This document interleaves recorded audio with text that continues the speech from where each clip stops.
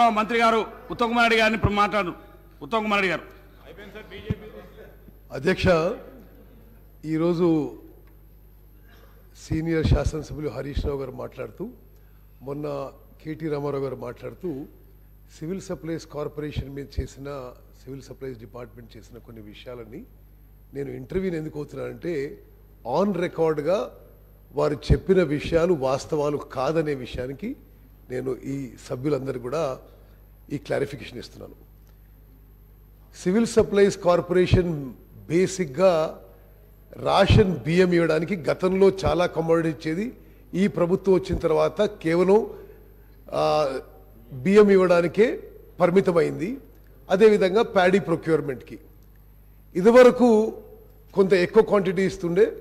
గత 2-3 ఏళ్ల సంది కేవలం గత ప్రభుత్వం 1 కిలో బియ్యంకి పరిమితమైంది. గత 10 ఏళ్లుగా గత ప్రభుత్వం ఈ రేషన్ బియ్యం కింద సబ్సిడీ ఇవ్వనందుకు సివిల్ సప్లైస్ కార్పొరేషన్ యొక్క డెట్ వీళ్ళు అధికారంలో వచ్చినప్పుడు 3,300 కోట్లుంటే ఈరోజు 56,000 కోట్లకు పెరిగిందని చెప్పి నేను మనం చేస్తున్నాను. The debt of Civil Supplies Corporation has grown from 3,361 crores to 56,000 crores. కేవలం వీరు ఇవ్వాల్సిన సబ్సిడీ ఇవ్వనందుకే నేను మనం చేస్తున్నాను. మరి అదేవిధంగా నేను పూర్తి చేసినాక వాళ్ళు మాట్లాడమని చెప్పండి. అదేవిధంగా 56,000 కోట్ల అప్పు కాకుండా, మహేష్ రెడ్డి గారు, నేను అయినాక మీరు మాట్లాడండి. నేను అయినాక మీరు మాట్లాడండి ప్లీజ్. అయినాక మాట్లాడండి. సరే, ప్యానల్ స్పీకర్ గారు, ఒక విషయము అంటే,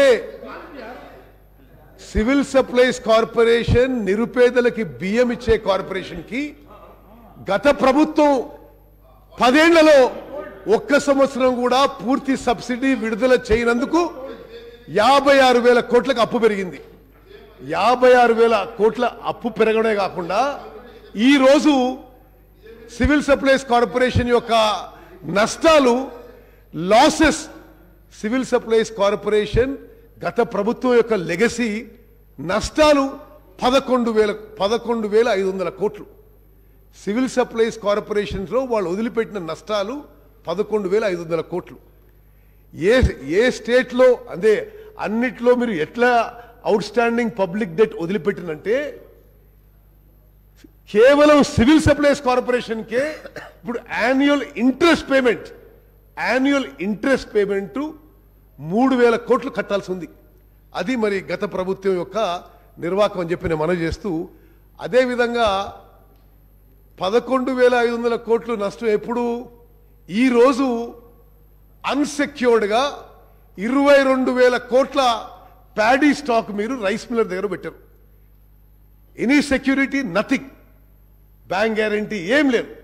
ఈరోజు 22,000 కోట్ల ప్యాడీ మీరు ఫాలో అయిన ప్రొసీజర్ మేరకు రైస్ మిల్లర్ దగ్గర ఉంది. అది ఎంత మేరకు రిట్రీవ్ అవుతుందో నోబడీ నోస్.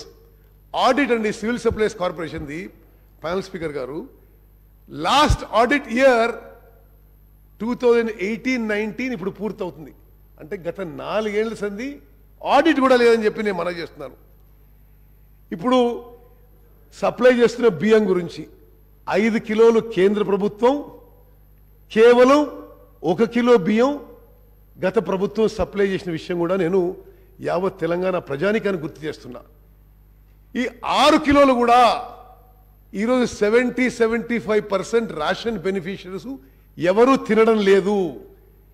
క్వాలిటీ పూర్ ఉండడంతో కేంద్ర ప్రభుత్వం ఆ 5 కిలోలకు కానీ, రాష్ట్ర ప్రభుత్వం 1 కిలోకి కానీ మీరు ఖర్చు పెడుతుంది రైస్ ప్రొక్యూర్మెంట్కి 39 రూపాయలు కిలో ఖర్చు పెట్టి, నో ఆఫ్టర్ ఫినిష్